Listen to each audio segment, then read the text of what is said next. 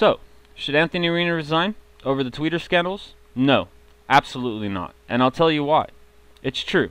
We feel like we should count on our congressmen to not lie and to look out for our best interests. But if we kicked out politicians every time they lied, we would have no congressmen. Let's consider the 9/11's first responder bill, which would give medical aid to the volunteers who helped the rescue and cleanup efforts after the 9/11 attack. This should be a nonpartisan bill, right? I mean, who would vote no on this? Well, apparently a lot of people vote no on this. 157 Republicans voted no on this, and 3 Democrats voted no on this. And let me remind you, this was a Democratic bill, and the Democrats who voted no on this were Marion Barry, Bobby Bright, and Jim Cooper. But it still passed, went to the Senate, and it failed in the Senate. They needed 60. 55 Democrats voted yes, and 2 independents voted yes. 41 Republicans voted no, and 1 Democrat, Harry Reid, voted no on this. And the reasons they voted no on this, the arguments against it were basically that we can't do this, our budget is too high, if we're going to spend $7 billion, we need to cut somewhere else. But they really were using this as a bargaining chip, basically for the Bush tax cuts, and saying that, well, we need to take care of the Bush tax cuts, and we can't pass this bill this way. And that's what's wrong with the argument. They're like, it's about the budget, you know, we can't blow up the budget, but you know, they want to extend the Bush tax cuts for the rich. Here's some quotes from Huffington Post.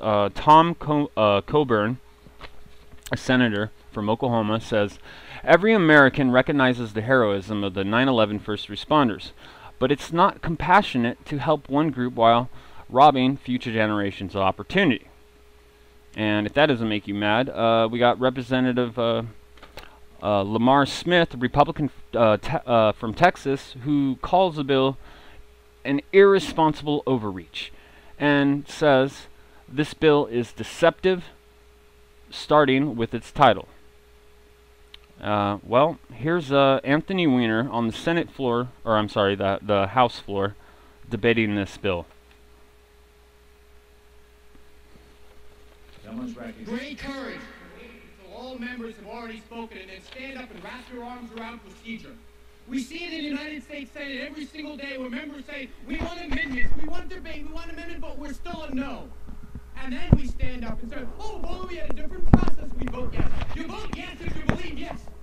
You vote in favor of something if you believe it's the right thing. If you believe it's the wrong thing, you vote no. We are following a procedure. I will not yield to the gentleman, and the gentleman will observe regular order. The gentleman will observe regular order. Gentleman thinks if he gets up and yells on him, he's going to intimidate people into believing he's right. He is wrong. The gentleman is wrong. The gentleman is providing cover for his colleagues rather than doing the right thing. It's Republicans wrapping their arms around Republicans rather than doing the right thing on behalf of the heroes. It is a shame. A shame. If you believe this is a bad idea to provide health care, then vote no. But don't give me the cowardly view that Owenville was a different procedure. The gentleman will observe regular order and sit down. I will not. The gentleman will sit. The gentleman is correct in sitting. I will not. This is quite obviously not in order. Gentlemen, suspend.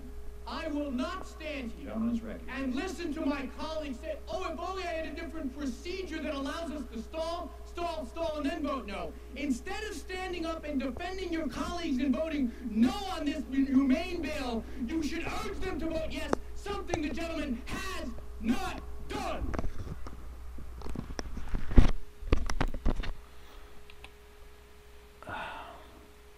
Okay. Well, after this debate was filmed, Shepard Smith of Fox News and Jon Stewart on The Daily Show with Jon Stewart on Comedy Central basically ripped into the people who voted no on this, and it basically put enough attention in the media on this bill, and And the Senate passed it with a voice vote. They changed it a little bit, but Harry Reid changed his vote, no vote to a yes vote, so in his credit. But here we are, though. We still have 59 Republicans who voted no, but that's a lot better than the 150 that voted no. And yet again, a Democratic bill, and we still have one Democrat who voted no, and his name is Gene Taylor. And Barack Obama signed it into law here on USA Today on January 2nd, 2011. And the question I'm going to ask you is, what do you think is a bigger violation of trust? Anthony Weiner's Twitter scandal, or the House and Senate members who voted no on the 9/11 bill?